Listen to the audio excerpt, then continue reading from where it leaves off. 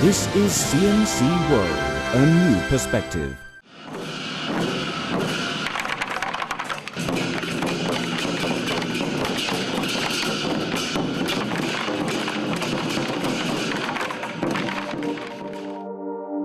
(2012), the year of the dragon on the Chinese lunar calendar. The dragon is a creature of myth and legend. Nobody really knows where the dragon comes from, and many keep asking if the dragon is real or just a fiction.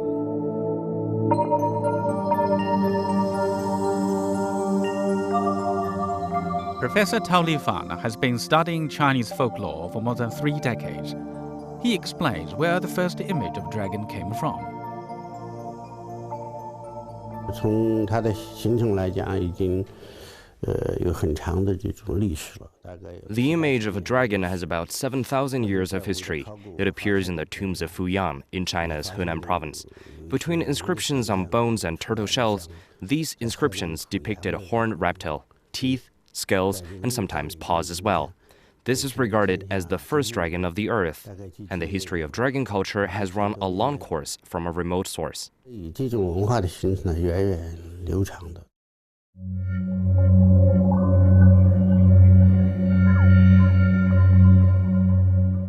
The dragon is one of the animals in the 12-year cycle which appears in the Chinese zodiac related to the lunar calendar.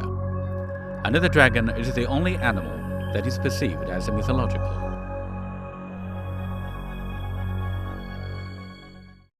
龙它是一种综合性的一个文化符号。 The dragon combines various good wishes. From traditional beliefs, dragons were described visually as a composite of parts from different animals. The horns of a deer, the head of a crocodile, the eyes of a leopard, the neck of a snake, the scales of a carp, the claws of a chicken. It's a cultural symbol and represents the creative minds of Chinese people. 所以我们看到龙头一般都是鳄鱼的这种头的形。 In ancient China, nobody had any doubts about the existence of dragons. People showed great respect for any dragon depicted in pictures, carvings, and writings. All people in China, including the emperor, prostrated themselves before the image of a dragon with reverence and awe. And as a result, the dragon became the symbol of a Chinese nation. During the feudal period, Chinese emperors thought they were the real dragons and the sons of heaven. Over time, the animal became a symbol of the emperors and power. This is the Forbidden City, the royal palaces of 24 Chinese emperors. In its main hall of Taihedian alone, there are as many as 13,000 dragon decorations.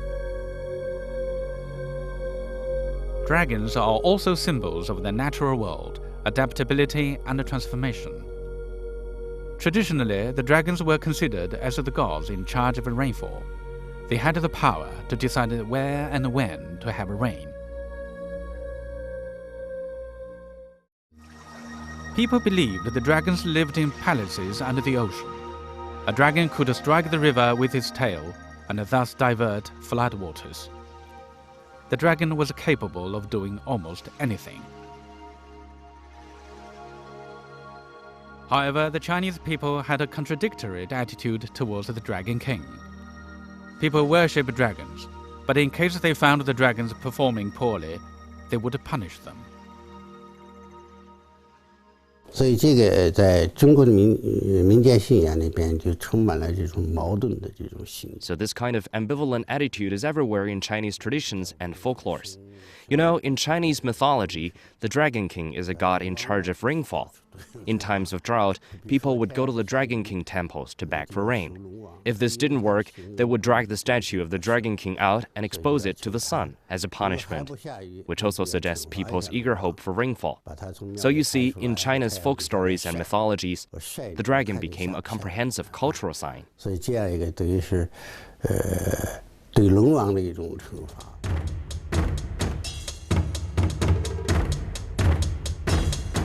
The image of dragons around China varies. The dragon from the southern part of China is gentler than the northern one. And the different ethnic groups have their own versions of the traditional dragon's head and clothing featuring dragons. For Westerners, the concept of the dragon is also quite different from an Oriental perspective. In the East, the dragon is regarded as a divine beast. In Eastern philosophy, the dragon is said to be a symbol of good fortune and a master of authority. It is also a sign of intense power. In contrast, Westerners in literature and history thought of dragons as malicious monsters. They felt necessary to find and slay them, including the tale of St. George, the patron saint of England. The Westerners have a different conception of the image of a dragon. That's the main reason why the Chinese people didn't choose a dragon as the mascot of the 2008 Olympic Games.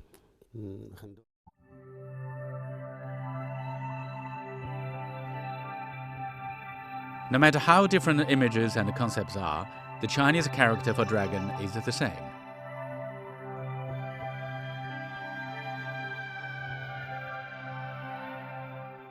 The Lunar New Year is now acknowledged and celebrated around the world. And rather than a symbol of royalty or god, the dragon is entering people's homes in the shape of toys or festival decorations. Wherever they are, the dragons will always remain as powerful, mysterious, and enigmatic.